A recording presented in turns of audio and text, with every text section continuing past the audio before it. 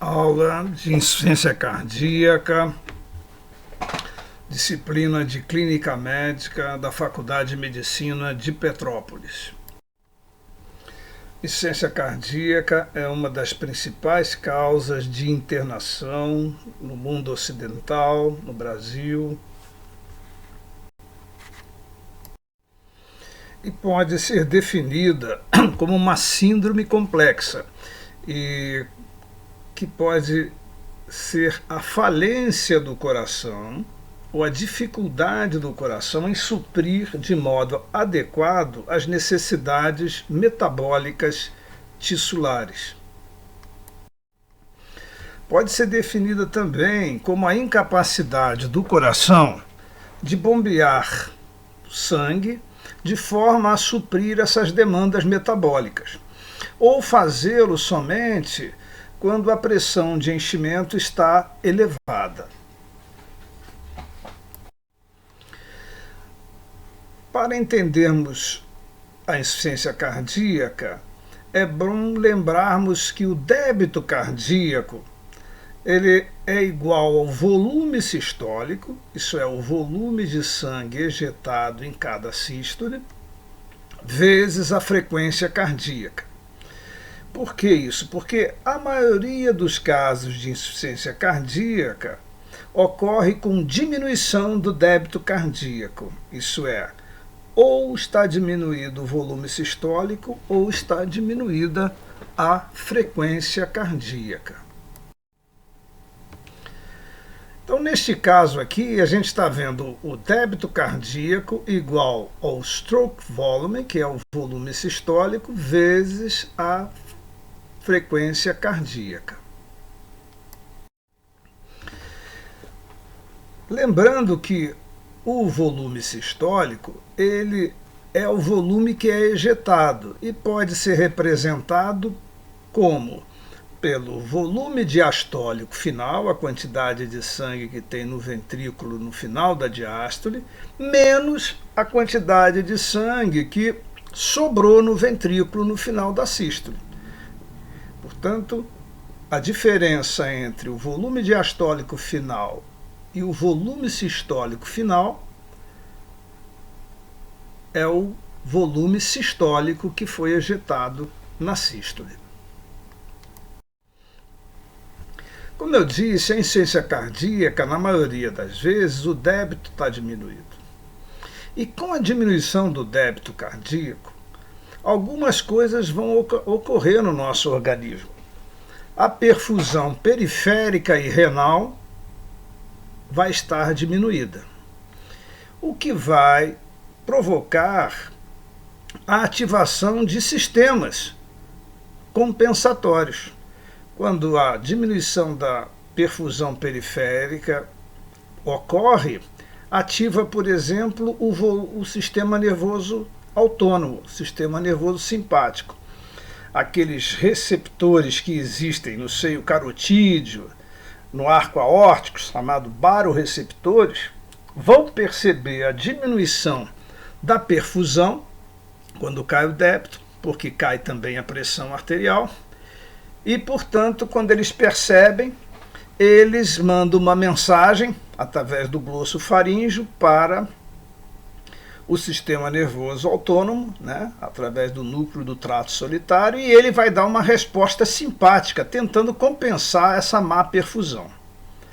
Da mesma forma, quando ocorre a diminuição da perfusão renal, caindo a pressão na arteríola aferente, vai ocorrer então a ativação do sistema renina-angiotensina-aldosterona, que vai provocar o quê? A formação de angiotensina 2 para fazer vasoconstrição, para tentar compensar essa baixa perfusão renal, e também reter só de água através da liberação de aldosterona, para tentar também melhorar essa pressão que está baixa na arteríola aferente. São mecanismos compensatórios. Tá? Esses são dois dos principais mecanismos que, quando ocorre diminuição do débito cardíaco, na insuficiência cardíaca ou em qualquer situação, são mecanismos ativados.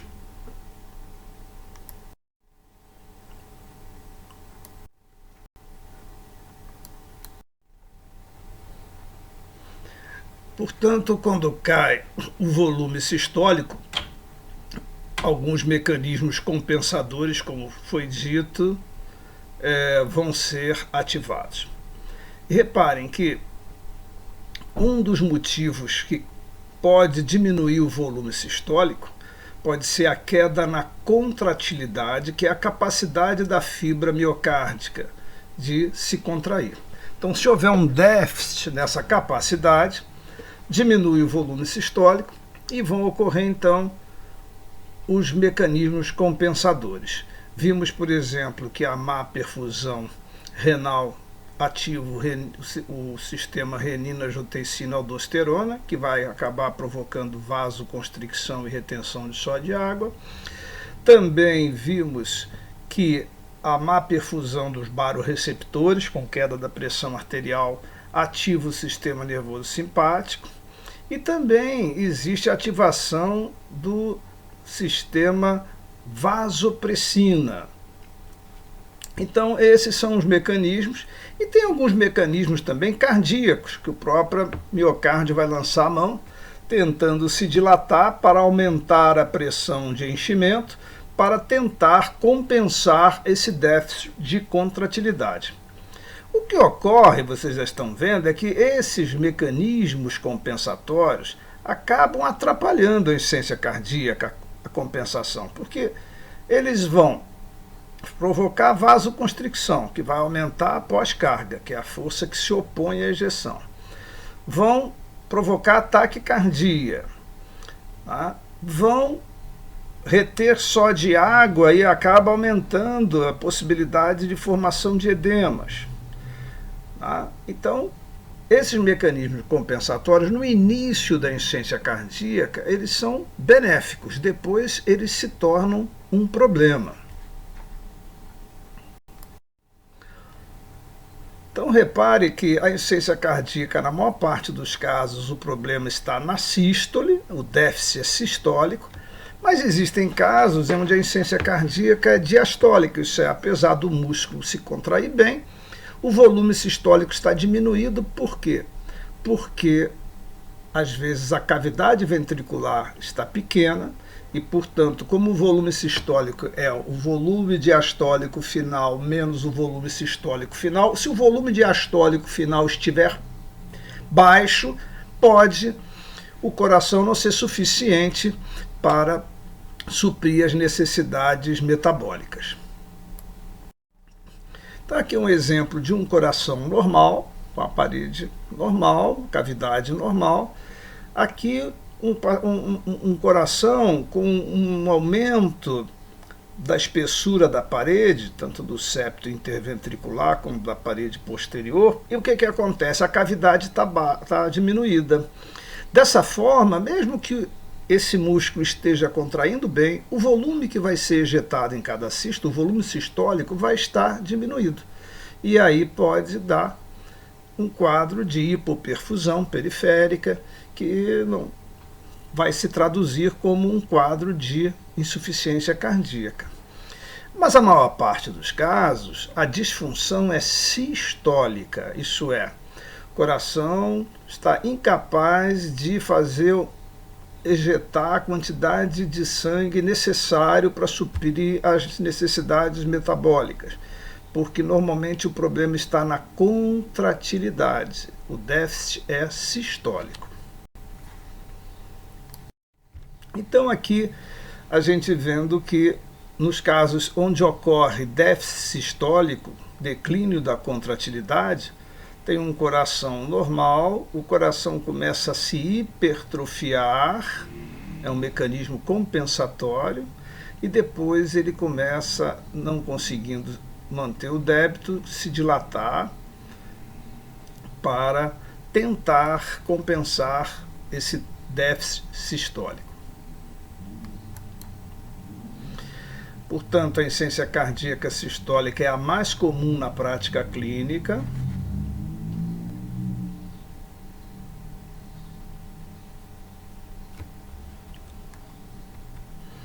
Com a falência sistólica, o coração é incapaz de ejetar o volume sistólico adequado. Começa o remodelamento e a hipertrofia. Não tratada, essa disfunção sistólica irá continuar desencadeando mecanismos compensatórios, declínio da contratilidade e aumento da demanda de oxigênio.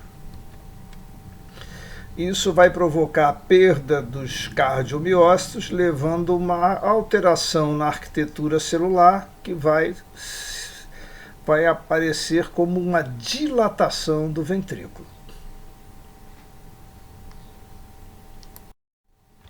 Então, de novo, um coração normal, mecanismo compensatório à hipertrofia, ele não conseguindo, os cardiomiócitos vão acabar perdendo a sua capacidade de se contrair e o coração vai se dilatar.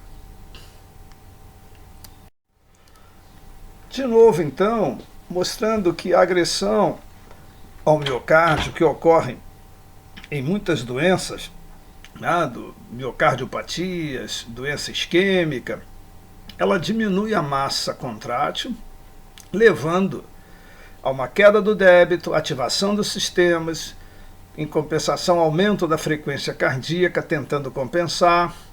Isso vai levar a uma série de mecanismos, como o aumento do consumo de oxigênio, tentando aumentar a força de contração, usando a lei de Frank-Starling para tentar suprir essa diminuição da massa contrátil. Fica um mecanismo.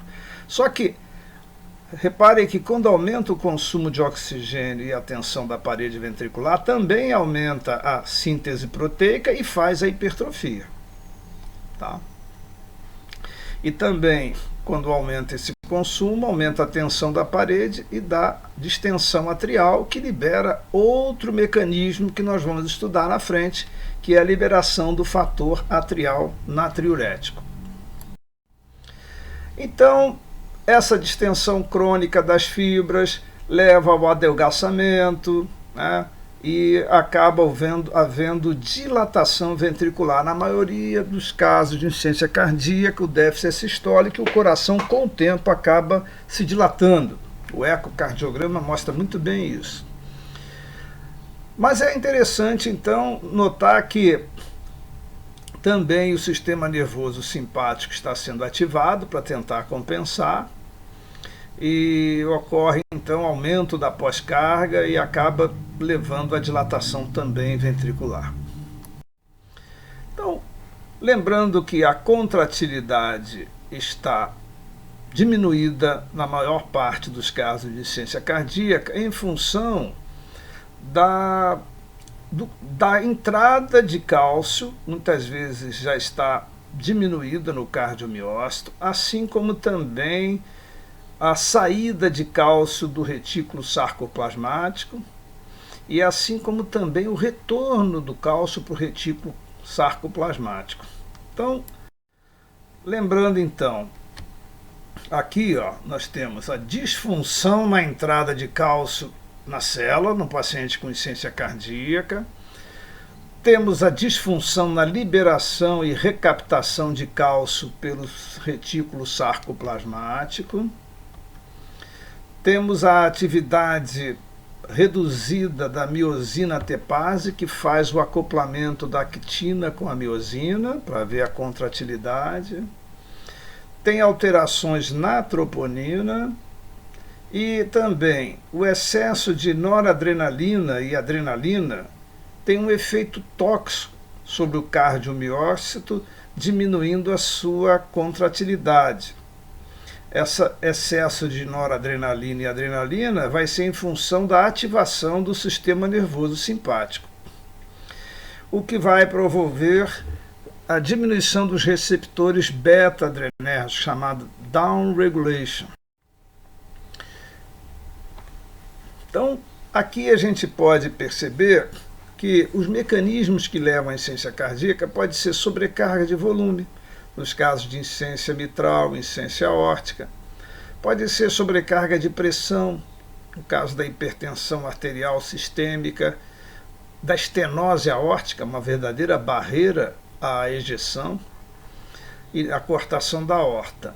Alguns casos onde há agressão miocárdica, como é o caso do IAM, do infarto agudo do miocárdio, a lesão isquêmica e depois necrose e fibrose, a miocardiopatia dilatada idiopática, uma doença do músculo cardíaco, e também as inflamações do músculo cardíaco, as miocardites, que podem ser virais, infecciosas, bacterianas, mas normalmente ela é viral e ela pode se recuperar ou não. O paciente pode ter um déficit contrátil transitório ou não, pode se transformar numa miocardiopatia crônica, né?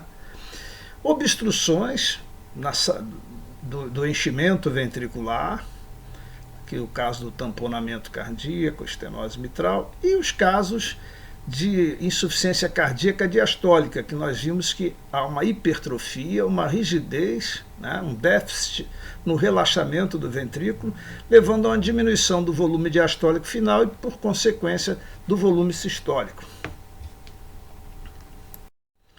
Então, sabe-se que altas concentrações de noradrenalina, angiotensina, aldosterona exercem efeitos tóxicos diretos sobre a célula miocárdica. Então, lembrando então que o mecanismo compensatório do sistema nervoso simpático vai provocar aumento da liberação de noradrenalina e que vai acabar sendo tóxico ao cardiomiócito. Da mesma forma, a angiotensina 2 e da mesma forma a aldosterona. Isso nos chama atenção, por quê? Porque quando nós formos pensar em tratar a insuficiência cardíaca, nós temos que proteger o coração da noradrenalina, com o uso de beta-bloqueadores, com os IECAs e os BRAs da angiotensina e com também os inibidores da aldosterona.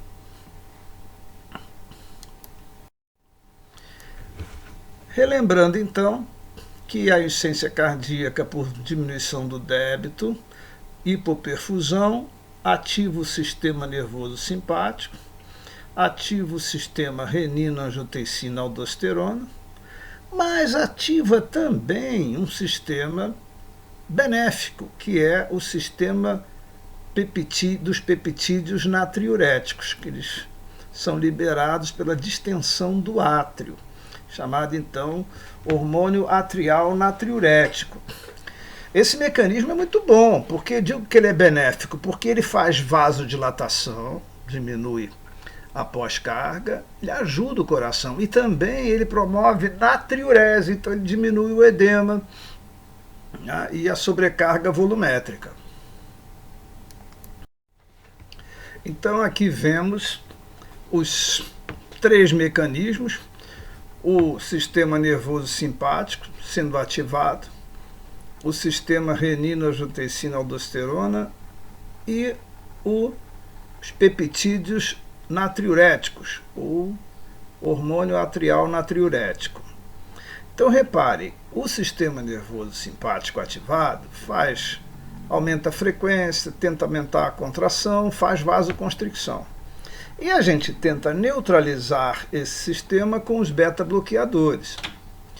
O sistema renina-angiotensina-aldosterona também faz vasoconstrição, tenta compensar aumentando a pressão, libera mais aldosterona, que pode levar à fibrose. E a gente pode tratar ou bloquear esse mecanismo com os inibidores da enzima conversora, com os bloqueadores do receptor da angiotensina e também com os bloqueadores da aldosterona. E o peptídeo atrial natriurético? Esse é o bom, que faz vasodilatação, diminui o tônus simpático, diminui a aldosterona, então ele promove diurese. Esse aí a gente deve preservar esse mecanismo. Como? Ele é inativado por uma enzima chamada neprilisina, e se nós conseguirmos bloquear essa neprilisina, nós vamos ficar mais tempo com o o sistema natriurético atuando, o que vai ser muito bom para tentar compensar a insuficiência cardíaca. Os sinais e sintomas dessa síndrome então, podem ser divididos em sinais de hipoperfusão periférica, sinais de congestão pulmonar e sinais de congestão sistêmica. Então, no caso, caindo o débito cardíaco, o paciente vai ter taquicardia compensatória pelo sistema nervoso simpático, vasoconstrição, palidez, extremidades frias, pode ficar um pouco confuso, sonolento, vai urinar mais à noite e vai ficar sentindo cansaço, por causa da hipoperfusão, pulso de baixa amplitude, né?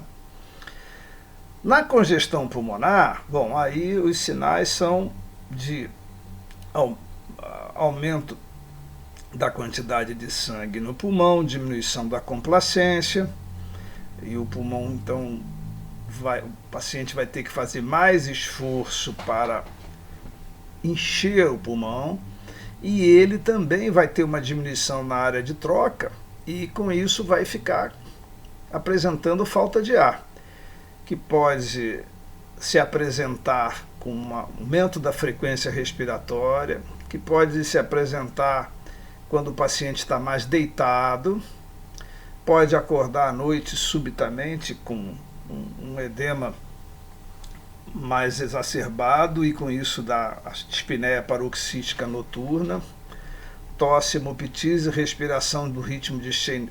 Essa respiração Cheyne-Stokes é mais nos casos mais graves de insuficiência cardíaca. Ocorre também em pacientes com AVE, mas na insuficiência cardíaca nos casos mais descompensados. A ausculta, né? Então a presença de líquido ali no intestício e depois dentro do alvéolo começamos a ouvir os estertores e pode haver inclusive edema brônquio pela congestão e simular uma asma, um broncoespasmo que nós vamos chamar de asma cardíaca. A congestão sistêmica, turgência jugular, né? Sistemicamente o edema de membro inferior, a hepatomegalia por causa da turgência do fígado, a congestão hepática, o derrame pleural pela dificuldade da drenagem das veias brônquicas, está tudo congesto aqui na parte sistêmica, pode dar um pequeno derrame pericárdico, ascite. E a ausculta, em função das sobrecargas de volume, a gente pode ouvir então terceira bulha, ou mesmo alguns sopros, quando o coração já está bastante dilatado. Então, aqui a gente entende um pouco os sinais. Por exemplo, o coração aqui hipertrofiado, começando a falhar, vai começar a diminuir o débito cardíaco, vai lá ativar o sistema renina-angiotensina, aldosterona, vai ativar o sistema nervoso autônomo. E esses sinais que vão ocorrer aqui são de hipoperfusão periférica. Porém, à medida que começar a dilatar o átrio esquerdo, pelo aumento da pressão no átrio esquerdo e no território das veias pulmonares, vai ocorrer a congestão pulmonar. Então, a congestão pulmonar, como eu disse, mais quantidade de sangue dentro do pulmão, aumento da pressão venocapilar, e o paciente então começa a ter diminuição da complacência e mais líquido no pulmão, começa a ter as queixas de dispneia.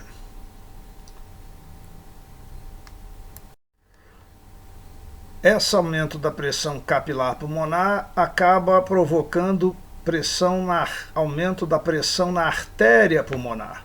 Aumento na pressão da artéria pulmonar, e aí o paciente já começa a ter o ventrículo direito comprometido, porque o ventrículo direito tem uma parede muito fina. O aumento da pressão na artéria pulmonar, ele já começa a ficar sobrecarregado.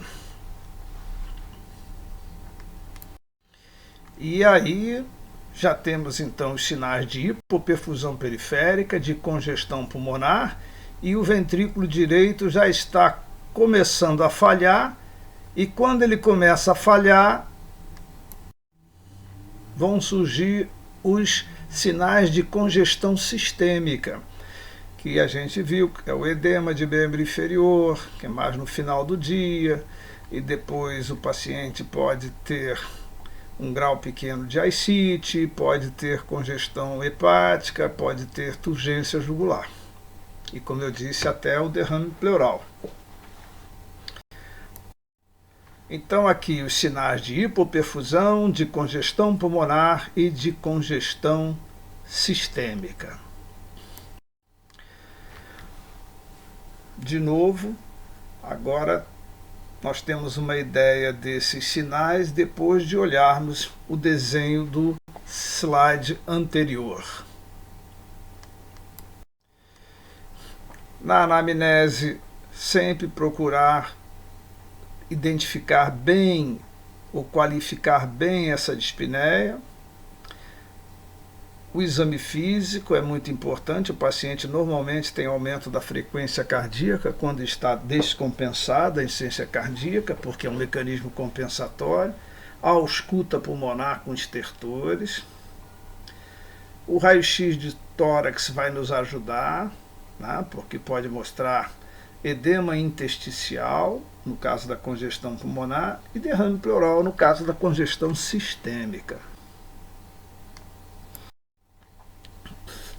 Não precisa se solicitar muitos exames laboratoriais. Claro que o hemograma é importante, para ver se o paciente não tem anemia e não tem infecção, que são causas de descompensação da insuficiência cardíaca.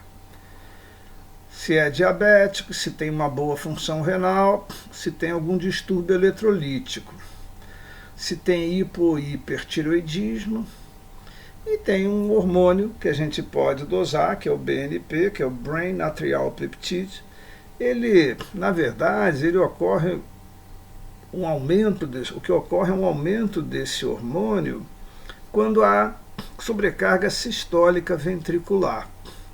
Então, na verdade, ele é um marcador de se há ou não sobrecarga de volume ou de pressão dentro do ventrículo, porque ele vai estar aumentado numa situação como essa.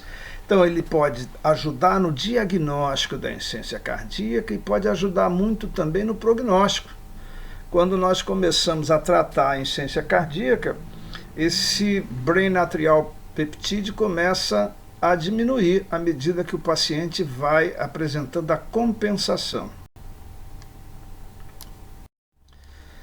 O eletrocardiograma é um exame muito importante porque ele pode nos ajudar se tem uma arritmia, se o paciente tem arritmia que pode estar provocando a descompensação da insuficiência cardíaca. Um exemplo disso é a fibrilação atrial, presença de extrasístoles, bloqueios atrioventriculares.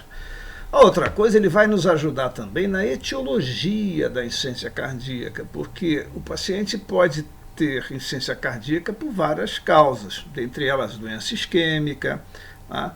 E também pode nos dizer se o paciente tem sinais de crescimento do átrio, do ventrículo. Tudo isso o eletro pode nos ajudar.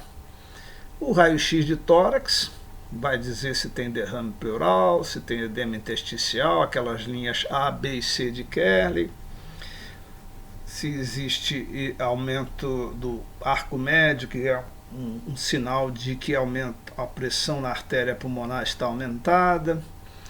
E o ecocardiograma, que é um exame importantíssimo porque ele nos dá os diâmetros das câmaras, né? Do átrio, do ventrículo, ventrículo na sístole, ventrículo na diástole. Então o eco ele é o melhor exame para a gente analisar a estrutura do coração. A visão estrutural do coração. Na insuficiência cardíaca, o coração está dilatado. Então, muitas vezes, o eco mostra isso naturalmente. Então, é um exame muito importante. Os critérios para os diagnósticos foram colocados no critérios de Framingham. um modo de se diagnosticar a insuficiência cardíaca, utilizando critérios maiores e critérios menores.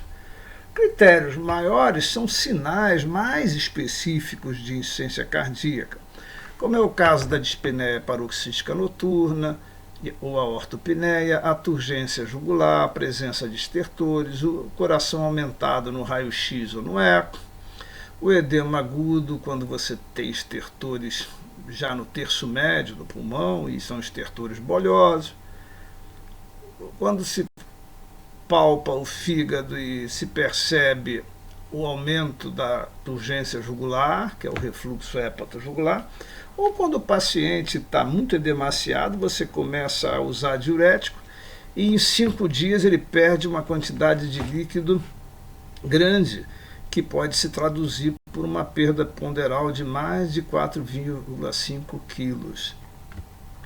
Esses seriam os critérios maiores de Framingham. E os menores? Bom, são sinais que existem na insuficiência cardíaca, mas que não são específicos da insuficiência cardíaca. Por exemplo, edema de membro inferior é considerado um sinal menor porque insuficiência venosa, por exemplo, também dá edema de membro inferior. Síndrome nefrótica também dá. Dispneia aos esforços. O paciente com DPOC também pode ter dispneia aos esforços. O paciente com anemia também. Então, é considerado um critério menor. Hepatomegalia pode ter outras causas, derrame pleural pode ter outras causas que não insuficiência cardíaca, né? E aumento da frequência também. A gente considera um ataque cardíaco como um sinal menor na insuficiência cardíaca, porque existem outras causas de ataque cardíaco, como febre, como exercício físico, como estresse e por aí. O diagnóstico de insuficiência cardíaca, pelos critérios de Framingham, pode ser feito com 2 critérios maiores ou um critério maior e 2 menores. Então aqui a gente vê bem que se o paciente tem cardiomegalia, tem dispneia aos esforços e tem edema de membros inferiores, tem um sinal maior e 2 menores. Pelos critérios de Framingham, você pode dizer que ele tem insuficiência cardíaca. Então, ou 2 maiores, ou 1 maior e 2 menores. Uma maneira de se classificar a insuficiência cardíaca é a classificação funcional, é aquilo que o paciente é capaz de fazer. Então, a New York Heart Association criou essa classificação, classe 1, 2, 3 e 4 da insuficiência cardíaca, chamada classificação funcional. E é interessante por quê? Porque se você diz que o paciente é um paciente NYHA 1, isso é, classe 1 da New York Heart Association, ele é um paciente que, apesar de ter insuficiência cardíaca, ele não tem limitação da sua atividade física. Já um paciente que tem NYHA 3, ele tem sintomas aos pequenos esforços. E se for NYHA 4, ele tem sintoma em repouso, ele está deitado na cama, no leito, sentindo falta de ar, precisando ser compensado, mesmo sem fazer esforço nenhum. Então é desnecessário que quanto maior a classe, mais grave é a insuficiência cardíaca. Então, uma outra forma de analisar a classificação funcional é sem limitações a atividades físicas, classe 1, limitação discreta a atividades físicas habituais, classe 2, quer dizer, em repouso ele é assintomático. Classe 3, limitação significativa aos esforços habituais, pequenos esforços, leva a fadiga, palpitação, dispneia, às vezes só o fato de tomar banho, mas que quando está em repouso se sente confortável. E a classe funcional 4, o paciente está incapaz de fazer mínimo esforço e tem sintoma mesmo em repouso, piora com esforço. Também podemos classificar os estágios da insuficiência cardíaca, segundo o American College of Cardiology. Então, na verdade, olha, o estágio A, o paciente não tem nenhuma cardiopatia estrutural, o eco é normal, porém ele tem uma possibilidade de desenvolver insuficiência cardíaca. Paciente com uma hipertensão arterial importante, paciente com uma doença isquêmica importante, então ele tem chance de desenvolver insuficiência cardíaca. A gente diz que ele está no estágio A. O estágio B, o paciente já tem alterações na estrutura, crescimento de câmaras, às vezes um discreto déficit sistólico, que é avaliado através da fração de ejeção do ecocardiograma. Porém, esse paciente ainda ele não tem sintoma. Então, ele só tem alteração estrutural. A gente diz que é o estágio B. No estágio C, o paciente tem alteração estrutural e tem também sintoma, que é a maior parte dos casos que a gente vê na enfermaria. Estágio C. O estágio D é o paciente já em fase final e já não tem quase como se compensar com medicamentos. Ele, às vezes, é necessário intervenções especializadas, como colocar marca-passo multissítio, colocar coração artificial, transplante e uma intervenção mais especializada. Então aqui está a New York Heart Association, classe funcional. Isso na enfermaria é interessante, quando vocês forem evoluir os pacientes, lá no cabeçalho, colocar o paciente com insuficiência cardíaca é NYHA 3, o estágio dele é C, e ainda podem colocar essa classificação que é interessante. Se o paciente é quente e seco, frio e seco, quente e úmido e frio e úmido. Ora, não é difícil entender. Se o paciente tem hipoperfusão, né, ele tem, a extremidade fica fria, né, fica fria. Se ele tem boa hipoperfusão, ele é quente. Tá? Se ele tem congestão pulmonar ou sistêmica, ele é úmido. Se ele não tem congestão pulmonar ou sistêmica, ele é seco. Então, por exemplo, o paciente que não tem nem congestão pulmonar, né, e não tem hipoperfusão, ele é quente e seco. Tem insuficiência cardíaca, mas ele tem a extremidade quente e você ausculta o pulmão, ele está seco e não tem sinal também de congestão sistêmica. Se ele tiver hipoperfusão, ele é frio, mas se ele não tiver congestão, ele continua sendo seco. Se ele tiver boa perfusão, mas ele tiver congestão pulmonar ou mesmo congestão sistêmica, ele é quente e úmido. E o pior caso? O pior caso é quando ele tem congestão sistêmica ou pulmonar e quando tem hipoperfusão, que ele é frio e úmido.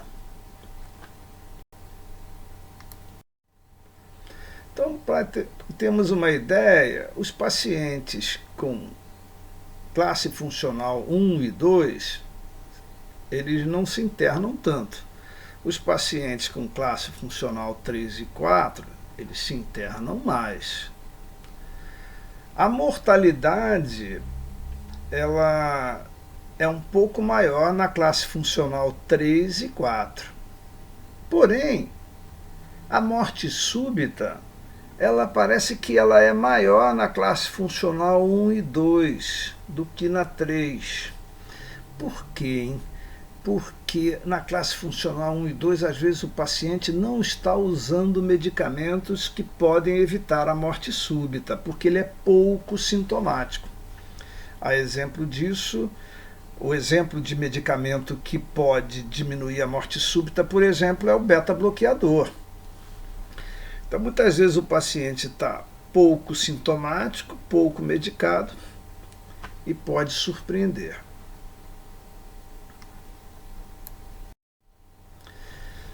Voltamos a falar do Brain Atrial Peptídeo, que é aquele peptídeo que a gente consegue dosar quando o paciente tem insuficiência cardíaca, ele está com uma dosagem elevada. em função de que a produção deles se dá nos ventrículos quando existe sobrecarga sistólica ou volumétrica. Então está aqui, ó, o estímulo para a liberação do BNP parece ser a expansão do volume e sobrecarga de pressão. Então ele é um bom marcador na insuficiência cardíaca. No raio-x, você pode ver aumento do índice cardiotorácico, cardiomegalia, pode ver edema intersticial, tá? Edema alveolar, pode ver derrame pleural e pode ver também mais a circulação vir mais para a parte superior dos pulmões, que eles chamam de cefalização. O eletrocardiograma pode nos mostrar se tem área inativa de fibrose, se tem alguns bloqueios da divisão antero-superior e bloqueio do ramo direito, se tem sobrecarga de câmaras, se tem baixa voltagem, um sinal de derrame pericárdico, se tem alterações da repolarização, que pode traduzir isquemia ou sobrecarga, o strain, e as arritmias. O diagnóstico de arritmia é eletrocardiográfico, e a arritmia é um fator que leva à descompensação da insuficiência cardíaca. E o ecocardiograma é um exame muito útil no diagnóstico e no tratamento e na evolução da insuficiência cardíaca. A fração de ejeção, que é um percentual do que é ejetado em cada sístole, pode ser traduzido pelo volume diastólico final menos o volume sistólico final dividido pelo volume diastólico final. Tem duas formas de ver, a Simpson e a Take-Holtz, são duas maneiras de calcular. O ecocardiografista faz isso muito bem. Os diâmetros cavitários, né, como está o tamanho do átrio, como é que está o tamanho do septo, como é que está o ventrículo esquerdo na diástole, na sístole. E também graus de hipertensão pulmonar. A gente pode ter uma ideia da pressão na artéria pulmonar com o ecocardiograma, que pelo ecocardiograma ela é considerada normal até 35 milímetros de mercúrio. O exame complementar mais invasivo, o cateterismo, que é a cineangiocoronariografia, é mais quando o paciente tem uma insuficiência cardíaca que você acha que seja por doença aterosclerótica coronariana. Então você pode lançar a mão desse exame é o padrão ouro para a doença coronária.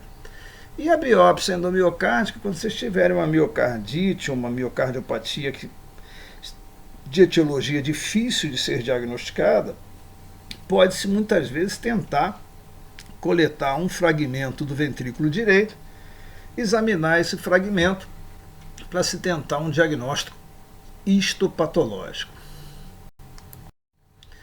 O tratamento da insuficiência cardíaca é muito importante. Reparem que tem o tratamento não farmacológico e o farmacológico. Então, o tratamento não farmacológico, temos que saber a causa da insuficiência cardíaca, corrigir alguns fatores que levam à descompensação da insuficiência cardíaca, que agravam. Temos que convencer o paciente a mudar o estilo de vida e evitar gripes e pneumonia. Esse corrigir fatores desencadeantes, tem vários fatores, por exemplo, arritmia, fibrilação atrial, anemia, infecção, distúrbio eletrolítico, embolias pulmonares de repetição. Tem uma série desses fatores que nós vamos ver mais na frente, que a gente tem que identificar o que está descompensando essa insuficiência cardíaca. E o farmacológico são drogas que nos últimos anos são drogas que vêm surgindo e ajudando muito no tratamento da insuficiência cardíaca. Os fatores que descompensam, que desencadeiam, um dos mais frequentes é o paciente que para de usar os medicamentos. Porque o paciente está todo medicado direitinho, usando vários medicamentos, ele para de usar e a insuficiência cardíaca se descompensa. Outra causa é o paciente que faz pequenas embolias pulmonares, arritmias, infecções, anemia, tireotoxicose. Paciente que não faz o repouso, né? Ele precisa de um grau de repouso, dependendo da fração de ejeção. Se ele não fizer esse repouso, ele se descompensa. Se comer muito sal também, se beber muito líquido. Existem alguns medicamentos que têm ação inotrópica negativa, como é o caso aqui de alguns antagonistas de cálcio e alguns antidepressivos. O álcool pode descompensar, tem um efeito tóxico. Atividade reumática, endocardite infecciosa. Causas de insuficiência cardíaca. No Alcides Carneiro, nós fizemos um estudo em 2013 e a principal causa era paciente com cardiopatia hipertensiva. Depois cardiopatia isquêmica, depois doenças orovalvares, cardiopatias congênitas, miocardiopatias e miocardite. Aqui a gente pode colocar a cardiopatia congênita para baixo e miocardite e miocardiopatias para cima. Mas nós temos uma estatística que é brasileira, que coloca como a principal causa de insuficiência cardíaca a doença aterosclerótica coronariana, a cardiopatia isquêmica, e a cardiopatia hipertensiva em segundo plano. As doenças orovalvares, aqui no Brasil a miocardiopatia chagásica, principalmente em determinadas áreas. A miocardiopatia dilatada de etiologia desconhecida, que é a idiopática, que a gente chama, porque e tem um componente genético, e outras causas de insuficiência cardíaca.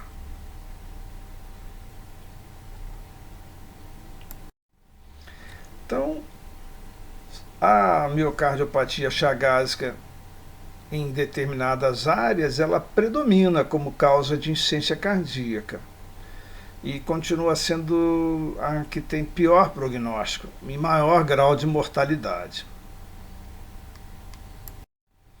Aqui a gente tem uma ideia da etiologia, né? Miocardiopatia dilatada idiopática, a periparto, as miocardites virais. Agora nós tivemos casos inclusive de miocardite viral pelo coronavírus.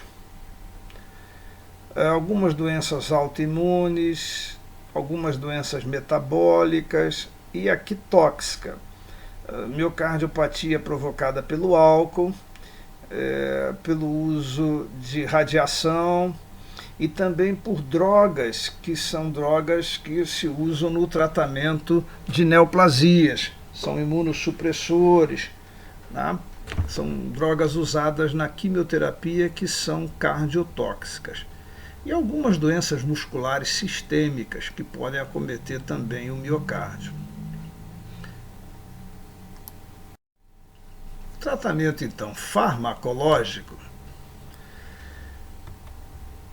Inibidor da enzima conversora, bloqueador do receptor da angiotensina, diuréticos, digitálicos, antagonista da aldosterona, bloqueadores beta-adrenérgicos, nitratos e vasodilatadores diretos, inibidores dos canais IF, que é a ivabradina, inibidores da neprilisina e, por último, inibidores da SGLT2. Então, muita droga. Botei aqui 10 itens, 10 grupos de medicamentos, né, com ações diferentes. Porém, o que é importante? Na insuficiência cardíaca descompensada, quando o paciente está em anasarca, edemaciado, o que funciona? O que funciona nesse momento é o diurético, para diminuir a sobrecarga volumétrica. Então eu sou de uma época que não tinham essas drogas todas. A gente dispunha somente de diurético, de digitálico.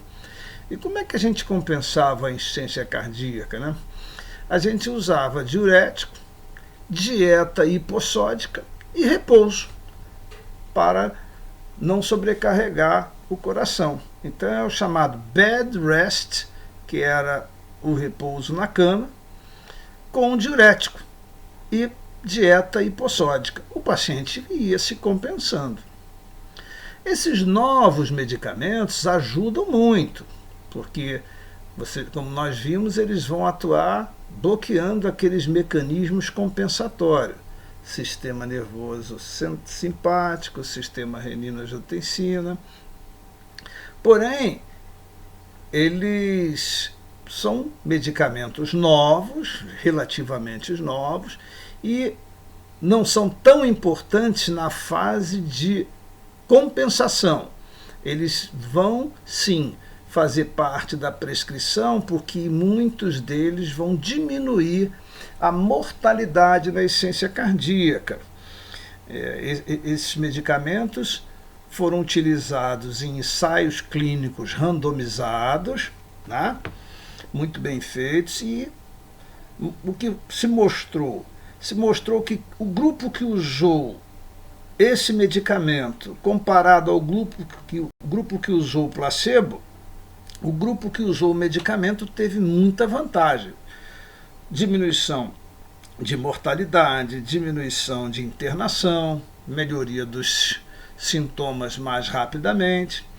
Então, esses medicamentos são muito utilizados, a gente vai falar separadamente de cada um. Mas lembrar que na descompensação o diurético é muito importante, na tentativa de compensar. Então vamos lá. O IECA diminui mortalidade, diminui a pré-carga e a pós-carga, porque ele tem vasodilatação arterial e venosa.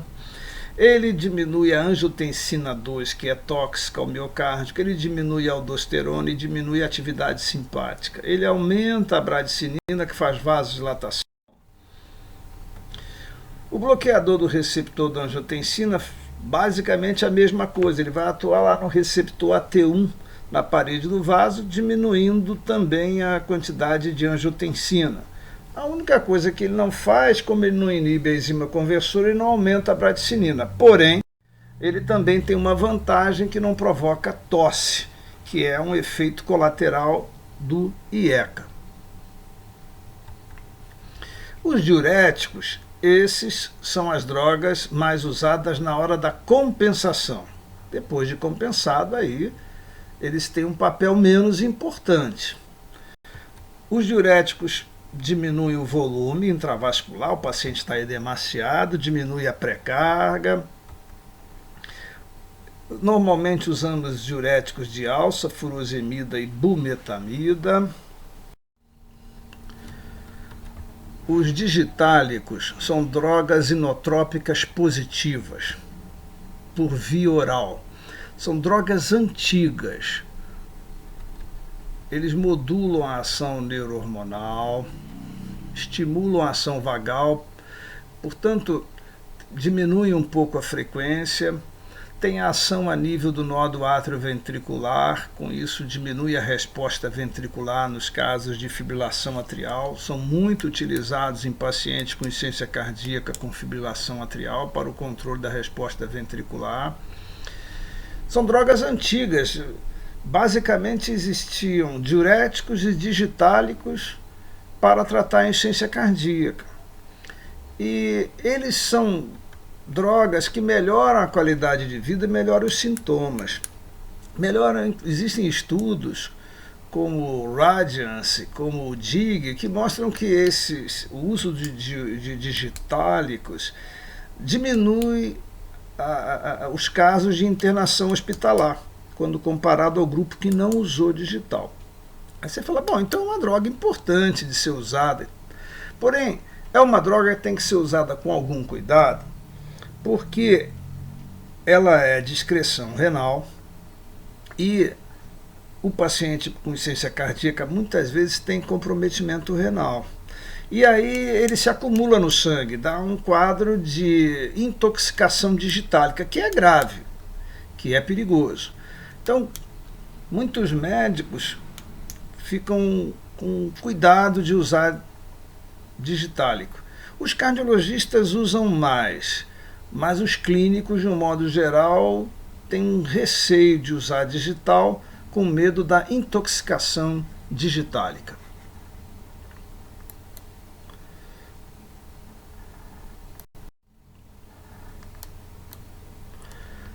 Os antagonistas dos receptores da aldosterona, a espironolactona, a gente usa no Brasil, e o eplerenone, muito usado na Europa. Ora, essas drogas vão provocar diminuição da ação da aldosterona lá no túbulo coletor e vai diminuir a retenção de sódio e de água. Mas a ação diurética dele é muito pequena. Ele tem uma vantagem, né? Ele libera o sódio e água e segura o potássio. Então, muitas vezes o diurético de alça leva a hipopotassemia, quando associado à espironolactona diminui o efeito da hipopotassemia. Mas a ação principal dos antagonistas dos receptores da aldosterona na essência cardíaca, cujo o exemplo é a espironolactona, não é muito pela ação diurética, que é fraca. A excreção de sódio é muito discreta. É porque ele diminui a fibrose miocárdica. Então, a proliferação de fibroblasto que ocorre no paciente com insuficiência cardíaca, ela vai provocando fibrose e piora, né, uma progressão da insuficiência cardíaca. E o espironolactona diminui essa fibrose miocárdica. Portanto, os estudos, um ensaio clínico aqui, o RAIOS, Randomized Aldosterone Evaluation Study, ele mostrou nitidamente que o grupo que usa espironolactona, a mortalidade é menor. Portanto, é uma droga muito importante hoje no tratamento da insuficiência cardíaca. Os bloqueadores beta-adrenérgicos hoje representam os medicamentos principais, né, para o tratamento da insuficiência cardíaca. Junto com o IECA, diminui a morbimortalidade em grau elevado, superior a 30%. Reversão da remodelação ventricular. Devem ser iniciadas após a compensação. Sim, depois de botar o paciente já mais sequinho, o paciente está menos sintoma, você vai usar. Porque o beta-bloqueador, a primeira ação dele é inotrópica negativa. Então o paciente já tem que estar compensado. E sempre usa doses baixas. Começa, por exemplo, usando doses iniciais e vai aumentando. Reparem que o carvedilol, que é alfa e beta, começa com 3,125 miligramas 2 vezes ao dia, mas depois vai aumentando, o paciente com o tempo vai estar usando dose de 25 miligramas 2 vezes ao dia. Esses são os melhores beta-bloqueadores para a insuficiência cardíaca, em função da seletividade do receptor beta-1. Tá? Então, não são todos os beta-bloqueadores que podem ser usados na insuficiência cardíaca. Os estudos mostram principalmente esses beta-bloqueadores. Aqui, de novo, para a hipertensão arterial, a gente, por exemplo, usa o atenolol. Na insuficiência cardíaca, a gente não usa o atenolol. Tá? O beta-bloqueador, vocês já viram que vai ser muito importante, porque um dos mecanismos que ocorre na tentativa de compensação é a ativação do sistema nervoso simpático. Então, vai liberar muita adrenalina e noradrenalina. Então, o beta-bloqueador tende a compensar essa ativação do sistema nervoso simpático. E também, essa ativação acaba provocando a diminuição dos receptores beta-adrenérgicos, a chamada down-regulation. E o uso de beta-bloqueador vai fazer a up-regulation. Os nitratos e vasodilatadores são drogas que atuam hemodinamicamente, diminuindo respectivamente a pré-carga e a pós-carga. O nitrato também diminui pós-carga, também dilata a coronária, mas a ação primária dele e principal é de dilatação venosa. Essas duas drogas também, os estudos mostram que elas podem diminuir a mortalidade na insuficiência cardíaca. Quando o paciente tem uma insuficiência cardíaca de muito difícil compensação, você pode associar o nitrato e a hidralazina, que é o vasodilatador direto que a gente usa, no tratamento. Né? O paciente já está tomando IECA, beta-bloqueador, espironolactona, diurético, e você pode associar quando está difícil da compensação. Ou quando você não pode usar IECA ou BRA. Pacientes com um clearance da creatinina abaixo de 30 ml por minuto. Aí vocês vão usar nitrato e hidralazina.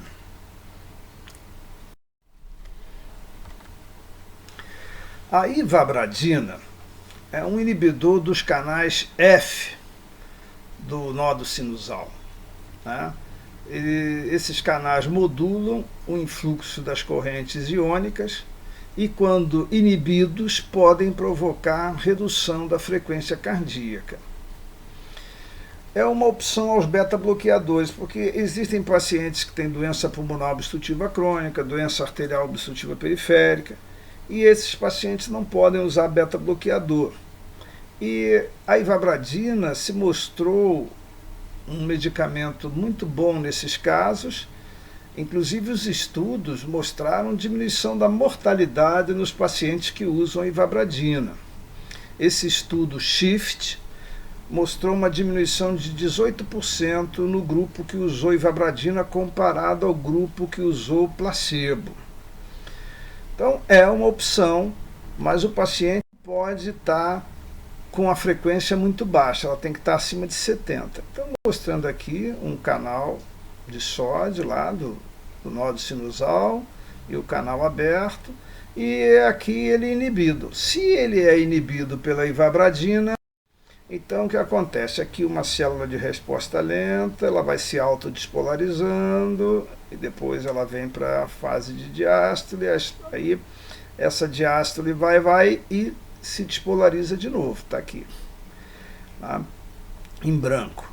Quando usa a ivabradina e inibe o canal IF, ela vai demorar mais a se autodespolarizar, aquela despolarização espontânea diastólica. Então ela vai aumentar assim o espaço entre uma despolarização e outra e vai diminuir a frequência.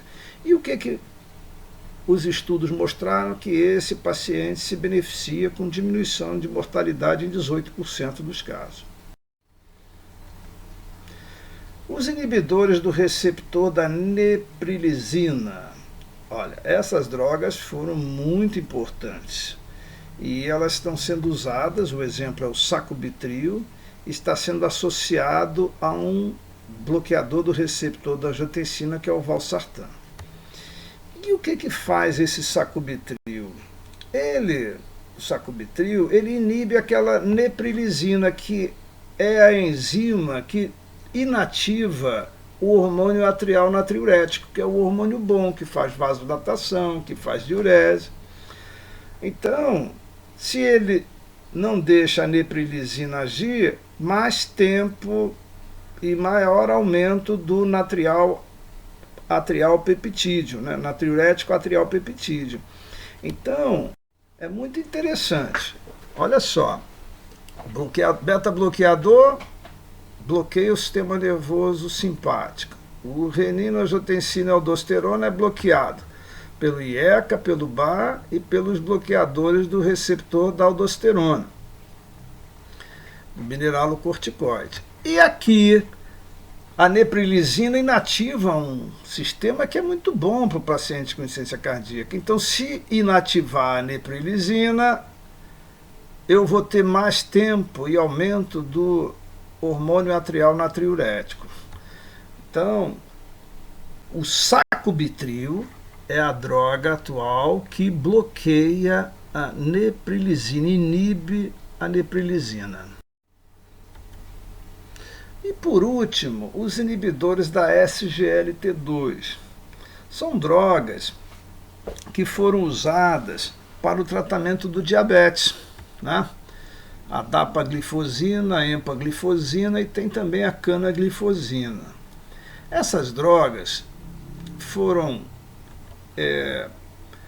criadas com o objetivo de inibir a SGLT2 e, com isso, promover maior glicosúria. Promovendo maior glicosúria, diminuía os níveis de glicose no sangue, diminuía a glicemia, o que para o diabetes é muito bom. Eles viram que pacientes com insuficiência cardíaca e diabetes estavam sendo beneficiados com esse tratamento, melhorando a qualidade de vida, melhorando a compensação e diminuindo a mortalidade. Um estudo EMPA-REG analisou a empaglifosina nos pacientes com insuficiência cardíaca e a DAPA-HF usou a dapaglifosina. Esse estudo foi muito bom também. Resumindo, a inibição da SGLT2, então está aqui, ó, filtrou a glicose, está indo embora. A SGLT2 traz a glicose de novo. Se eu inibo a SGLT2, a glicose vai embora, vai fazer glicosúria. Mas eles viram que essa glicosúria trazia um benefício enorme para os pacientes com insuficiência cardíaca, a ponto dessa droga estar sendo usada mesmo em pacientes não diabéticos que têm insuficiência cardíaca. Por isso, eu coloquei na aula mostrando que antes era usada nos diabéticos com insuficiência cardíaca. Hoje está sendo usada somente em pacientes com insuficiência cardíaca, mesmo não diabéticos.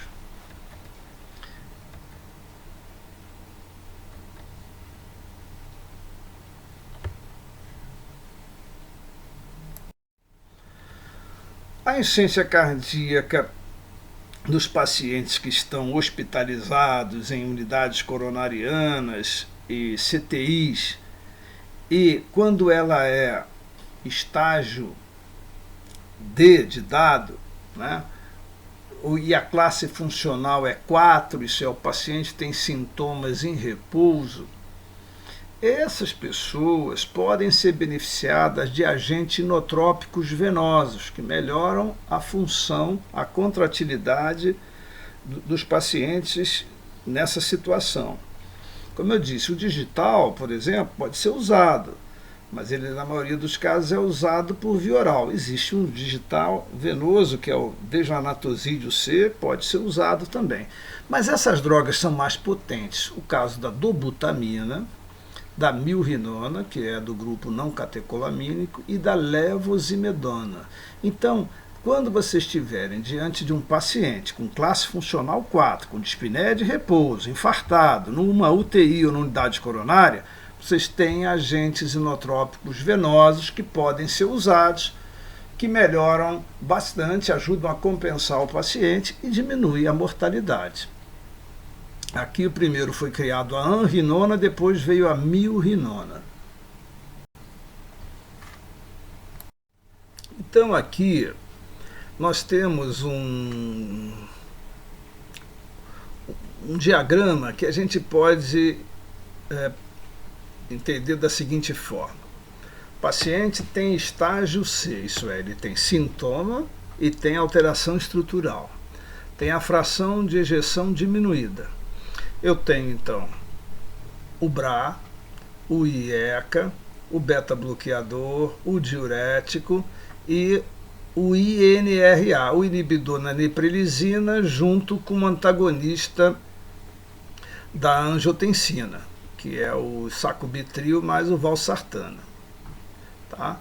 Então, todas essas opções eu posso usar num paciente com alteração estrutural, estágio C, que tem sintoma, com a fração de ejeção diminuída, que é a maior parte dos casos de insuficiência cardíaca.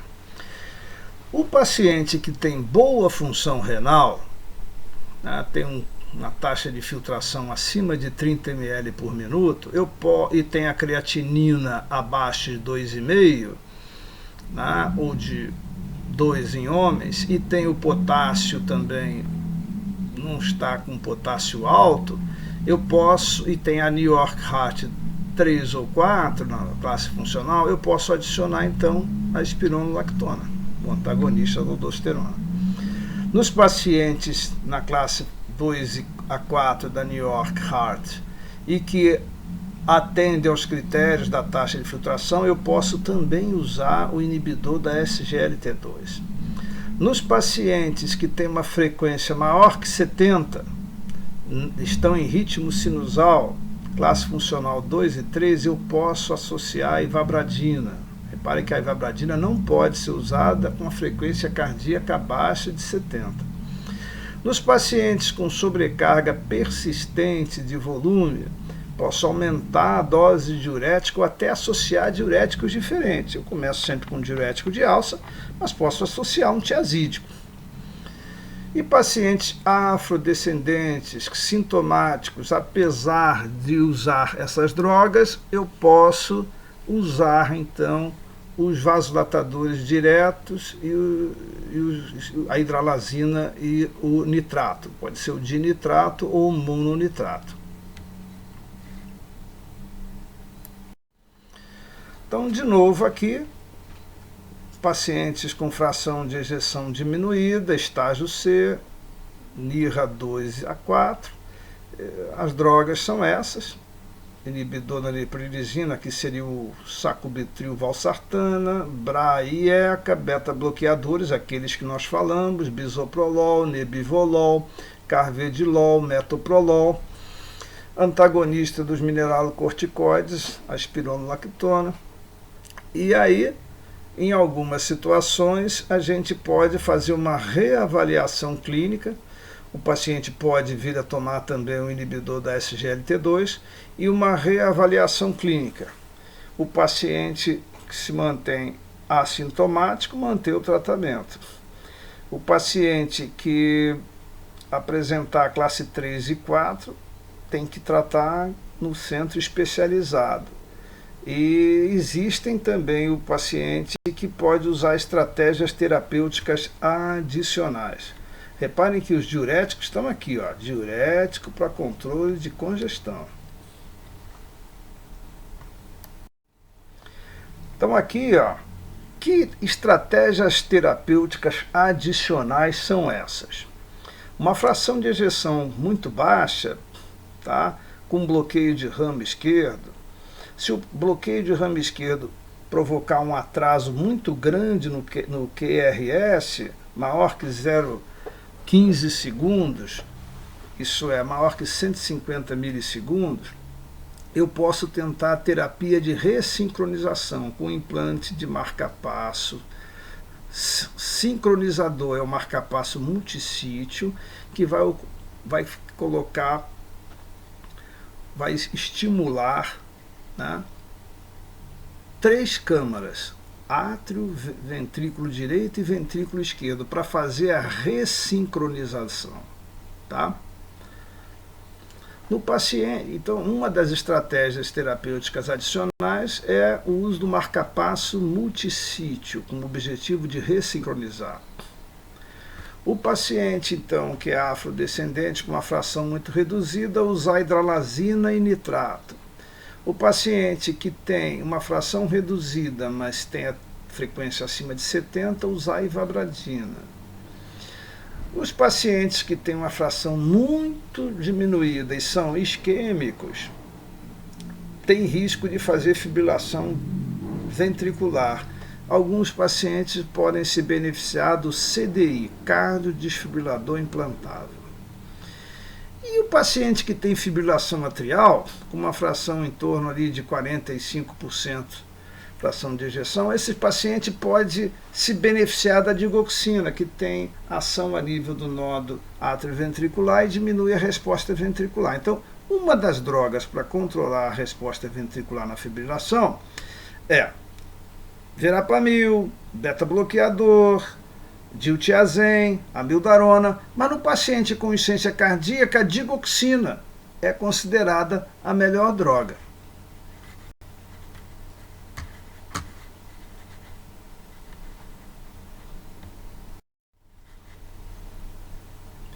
Então temos aqui uma maneira de entender a insuficiência cardíaca no tratamento. O lado esquerdo, o paciente que tem uma frequência entre 60 e 70.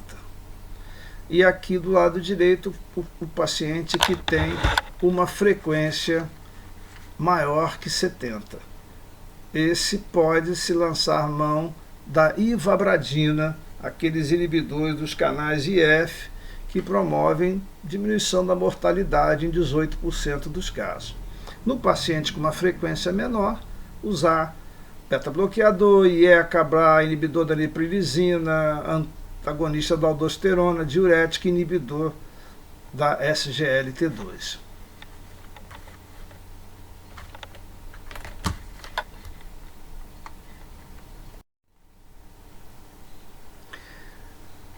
Os dispositivos implantáveis que nós podemos lançar mão no tratamento da insuficiência cardíaca seria a ressincronização com o marcapasso multissítio e o cardiodesfibrilador implantável para prevenir episódios de fibrilação ventricular, taquicardia ventricular e fibrilação ventricular.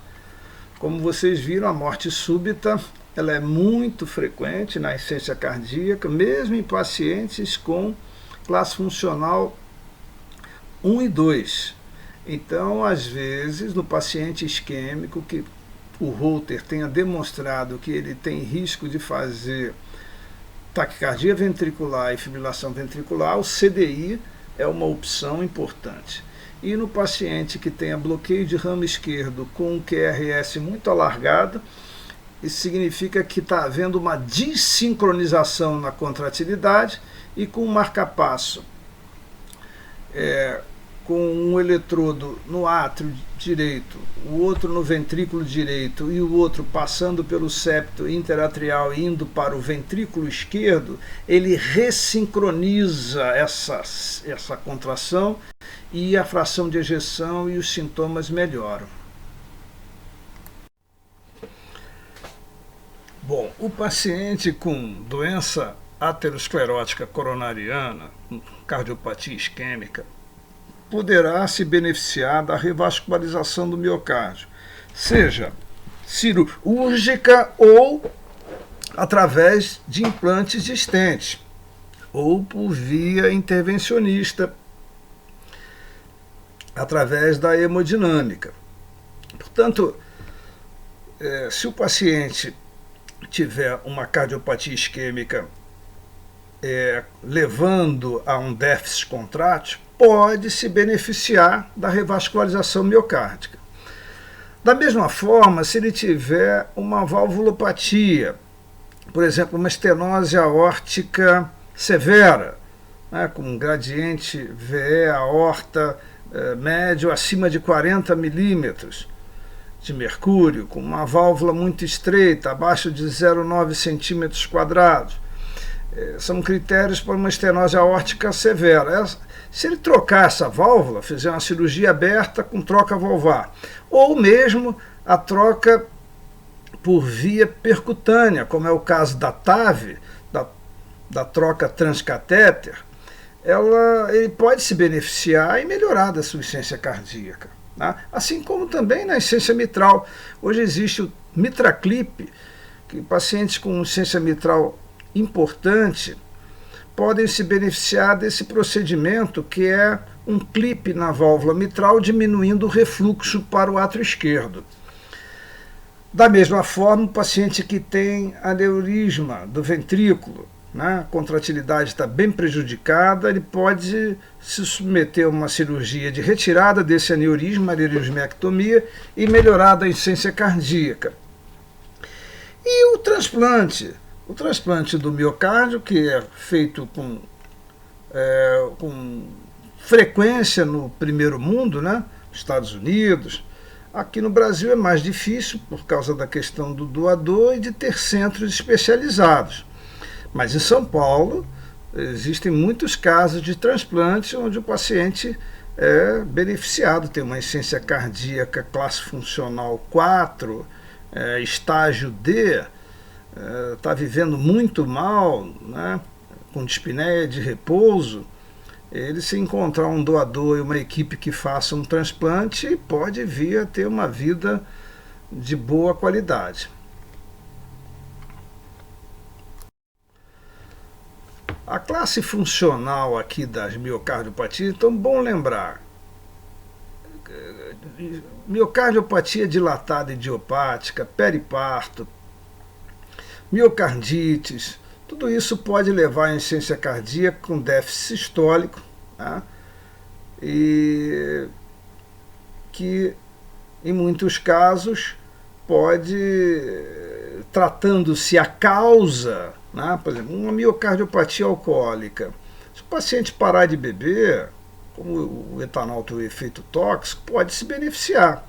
O paciente que está tendo déficit sistólico porque está usando uma droga numa quimioterapia, interrompendo a quimioterapia, pode se beneficiar. Então, as miocardiopatias dilatadas, o que ocorre na verdade é uma fibrose, né, intersticial e perivascular, ou muitas vezes um processo inflamatório, atrofia dos miócitos, e vai havendo um grau de dilatação, como nós vimos com déficit contrátil. Então está aqui um miocárdio, e aqui já dilatado o miocárdio, né? E reparem que a dilatação dilata o anel valvar mitral. Então, durante a ejeção, você tem o sangue que vai para a aorta e o que está refluindo para o átrio esquerdo, em função da insuficiência mitral, que a gente chama de regurgitação mitral funcional em função da dilatação do anel. Não é uma doença orovalvar, e sim uma dilatação da câmara, levando a uma dilatação do anel valvar. A miocardiopatia dilatada, então, podem ser consequências de um processo de miocardite inflamatória. O paciente teve uma miocardite viral, 50% dos casos podem evoluir para a cura, e 50% dos casos podem evoluir para uma miocardiopatia dilatada crônica. Alguns casos tem um componente genético. É muito frequente pessoas da família desenvolverem miocardiopatia dilatada. E isso seria atribuído a anticorpos anticardiomiócito. Certas situações são capazes de diminuir o limiar para o desenvolvimento de cardiopatia. Tá? Então, no caso, se tiver uma predisposição genética, pessoas que são muito sensíveis ao álcool, tá? Tem pessoas que desenvolvem cirrose e não desenvolvem miocardiopatia dilatada. Outros desenvolvem miocardiopatia dilatada e não desenvolvem cirrose alcoólica. A gestação, existem casos de miocardiopatia periparto, né? Formação de anticorpos, normalmente anticorpos para antígenos fetais de origem paterna, que acabam atingindo o cardiomiócito, e infecções. O diagnóstico das miocardiopatias dilatadas se faz da mesma forma que se faz a insuficiência cardíaca. Prestar atenção em algumas arritmias. O paciente às vezes apresenta arritmias de causa inexplicável, né? O paciente tem história de alcoolismo, uso de agentes agressores. E a cardiomiopatia dilatada idiopática, ela atinge uma incidência importante, 10 em 100 mil, mais homens e mais indivíduos de raça negra. E a mortalidade é alta. A mortalidade depois de 5 anos é mais de 50%. Então, esses pacientes têm que ser muito bem medicados, usarem beta-bloqueador, porque há a possibilidade de morte súbita, morte por arritmia. Uma perda da contração em função do número e tamanho das miofibrilas. E não esquecer do componente genético. Então está aqui um exemplo de um coração normal, uma disfunção sistólica, a miocardiopatia dilatada, o coração bem dilatado, numa cardiopatia dilatada idiopática. A miocardiopatia periparto, já vimos alguns casos na maternidade do Hospital Alcides Carneiro, pacientes que vão desenvolver insuficiência ventricular esquerda ou mesmo insuficiência cardíaca congestiva no final da gestação, no último trimestre, ou após o parto. Por isso que ela é periparto, porque ela pode ser antes ou após o parto. E 40% se manifesta no primeiro mês após o parto. Uma formação de anticorpos anti-antígenos paternos, né? Quer dizer, os antígenos são fetais de origem paterna e se formam anticorpos. Esses anticorpos que se formam na mãe acabam agredindo o miocárdio e levando um processo inflamatório e depois fibrose. Mais comum na raça negra, mais em múltiplas e gestantes mais idosas, mais de 40 anos, e também em gemelares. Reparem que 50% das pessoas, das gestantes que apresentam miocardiopatia periparto ficam completamente curadas, enquanto que 50% podem desenvolver miocardiopatia dilatada crônica, e já pegamos 2 casos, eu pude acompanhar, de óbito com um choque cardiogênico. Então, aqui um critério para diagnóstico de cardiopatia periparto é o desenvolvimento de insuficiência cardíaca no último mês de gestação, nos primeiros 6 meses. Ausência de outras causas para insuficiência cardíaca, ausência demonstrada de cardiopatia antes do último mês de gestação e queda da função sistólica do VE comprovada pelo ecocardiograma. A miocardiopatia alcoólica, essa está relacionada ao uso crônico de álcool, depende da quantidade, a ação tóxica é direta do etanol ao cardiomiócito, mas também o seu metabólito, o acetaldeído. É mais comum no sexo masculino, entre a segunda e sexta década. Agora, tem uma suscetibilidade individual. Por quê? Porque tem indivíduos que bebem e não desenvolvem a cardiotoxicidade. E outros sim. E o paciente que tem a suscetibilidade, 50% de óbitos em 3 anos, se não houver a supressão do álcool. Aqui mostrando então as miocardites. É um processo inflamatório, está muito relacionada à infecção por vírus, fungos, bactérias, principalmente vírus. Pode ser aguda, subaguda ou crônica. E como é que se faz esse diagnóstico? Através da biópsia, entrando com um catéter no ventrículo direito, coletando um fragmento do ventrículo direito, e o exame histopatológico vai mostrar o processo inflamatório ou a presença de um vírus. Então aqui, olha, mostrando que o vírus pode ser o coxsackie, o adenovírus, parvovírus, e agora pode ser inclusive o coronavírus. Sabemos de casos de miocardite durante a infecção pelo coronavírus e pós-infecção. Bactérias, fungos e protozoários, no caso da doença de Chagas. Dá uma miocardite que depois vira uma miocardiopatia crônica ou não. Pode regredir também. Essas miocardites inflamatórias, elas podem desenvolver cardiomiopatia dilatada. O diagnóstico tem que ser feito com a biópsia endomiocárdica. Em muitos casos aparece a atividade inflamatória. O principal agente que leva a miocardite é vírus, agressão direta ao cardiomiócito e ao tecido de sustentação. Mas existem casos em que existe uma reação autoimune pós-infecção viral. Tá?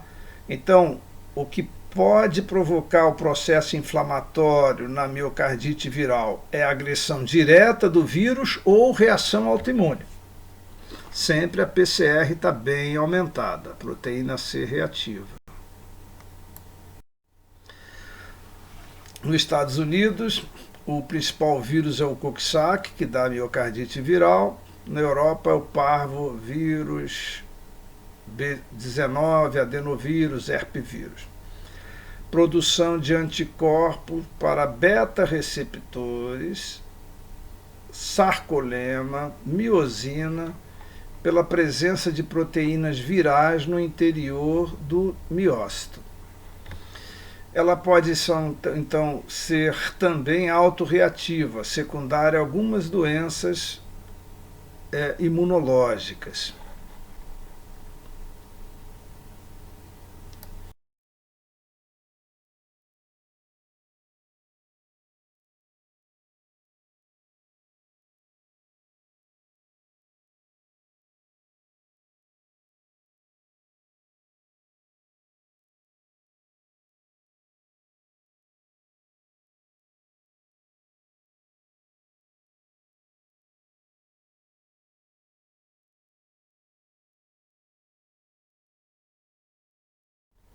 Aqui, da mesma forma, um paciente com miocardite, mostrando onde estão as setas aqui em branco, o processo inflamatório. Então, um exame importante hoje nas miocardites e miocardiopatias é a ressonância magnética de coração, principalmente quando se utiliza a técnica do realce tardio. De novo aqui uma imagem. Então, a biópsia endomiocárdica é indicada quando o diagnóstico anatomopatológico pode impactar o manuseio terapêutico do paciente, porque vai mostrar infiltrado inflamatório do VD. Como é que é o infiltrado inflamatório? É quando você tem um fragmento com mais de 14 linfócitos por milímetro quadrado de fragmento.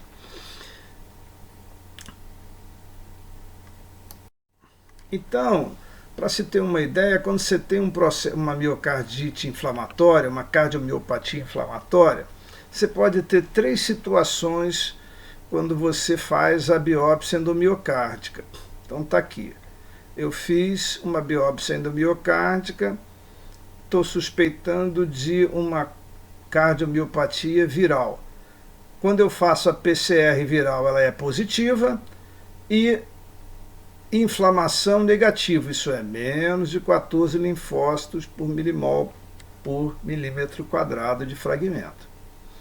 Quando eu tenho a PCR positiva, tem inflamação viral, tem PCR positiva viral, eu tenho vírus, e tenho inflamação, mais de 14 linfócitos, eu tenho uma cardiomiopatia inflamatória viral. E se eu tiver a PCR viral negativa, eu não tenho vírus, e a inflamação positiva, então eu tenho uma cardiomiopatia inflamatória autorreativa.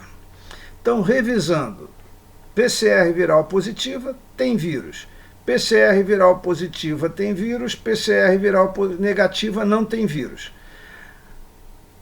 E se menos de 14 linfócitos não tem inflamação, mais de 14 linfócitos tem inflamação, e aqui no caso só inflamatória sem vírus, cardiomiopatia inflamatória autorreativa.